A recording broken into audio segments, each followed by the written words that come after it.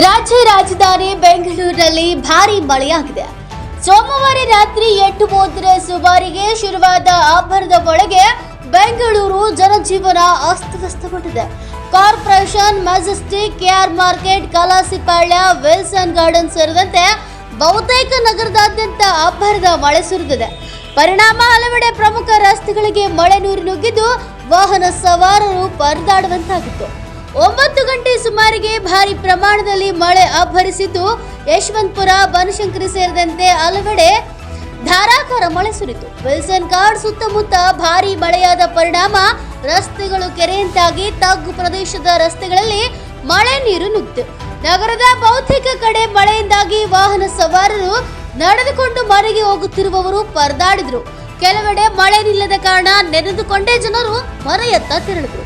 ಸುಮಾರು 1 ತಾಸು ಸುರಿದ ಮಳೆಯಿಂದಾಗಿ ಮೆಜೆಸ್ಟಿಕ್ ರೈಲ್ವೆ ಸ್ಟೇಷನ್ ನಲ್ಲಿ ಮಳೆ ನೀರು ಸೋರುವ ದೃಶ್ಯ ಕಂಡುಬಂತು.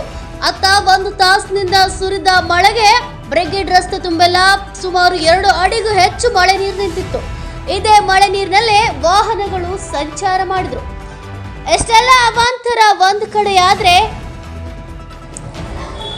ಎಲೆಕ್ಟ್ರಿಕ್ ಬಸ್ ಒಂದು ಬೆಂಕಿಗೆ ಆಹುತಿಯಾದಂತಹ ಘಟನೆ ಸಹ ನಡೆದಿದೆ. ನಾಗವಾರ ಹೆಬ್ಬಾಳ ಸರ್ವಿಸ್ ರಸ್ತೆಯಲ್ಲಿ ಈ ಘಟನೆ ನಡೆದಿದೆ. ಸೋಮವಾರ ರಾತ್ರಿ ಸುರಿದ ಭಾರಿ ಮಳೆಯಿಂದಾಗಿ ಸರ್ವಿಸ್ ರಸ್ತೆಯಲ್ಲಿ ಭಾರಿ ಪ್ರಮಾಣದ ನೀರು ತುಂಬಿತ್ತು.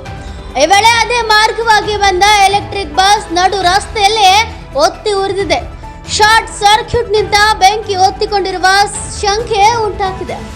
ಬಿಎಂಟಿಸಿಯ ಎಲೆಕ್ಟ್ರಿಕ್ ಬಸ್ಗೆ ಬೆಂಕಿ ತಗುಲಿದೆ. ಸರ್ವಿಸ್ ರಸ್ತೆಯಲ್ಲಿ ತುಂಬಿದ್ದ ನೀರಿನಲ್ಲಿ ಹೋಗುತ್ತಿದ್ದ ವೇಳೆ ಬಸ್ನಲ್ಲಿ ಬೆಂಕಿ ಕಾಣಿಸಿಕೊಂಡಿದೆ. ಬೆಂಕಿ ಹೊತ್ತಿಕೊಂಡ ತಕ್ಷಣ ಚಾಲಕ ಮತ್ತು ನಿರ್ವಾಹಕ ಪ್ರಯಾಣಿಕರನ್ನ ಇಳಿಸಿದ್ದು ಅದೃಷ್ಟವಶಾತ್ ಯಾವುದೇ ಪ್ರಾಣಾಪಾಯ ಸಂಭವಿಸಿಲ್ಲ.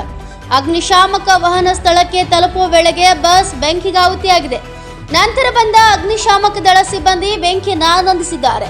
ಶಾರ್ಟ್ ಸರ್ಕ್ಯೂಟ್ನಿಂದ ಬಸ್ಗೆ ಹೊತ್ತಿಕೊಂಡಿರುವ ಶಂಕೆ ವ್ಯಕ್ತವಾಗಿದ್ದು ಹೆಬ್ಬಾಳ ಠಾಣಾ ವ್ಯಾಪ್ತಿಯಲ್ಲಿ ಈ ಘಟನೆ ನಡೆದಿದೆ.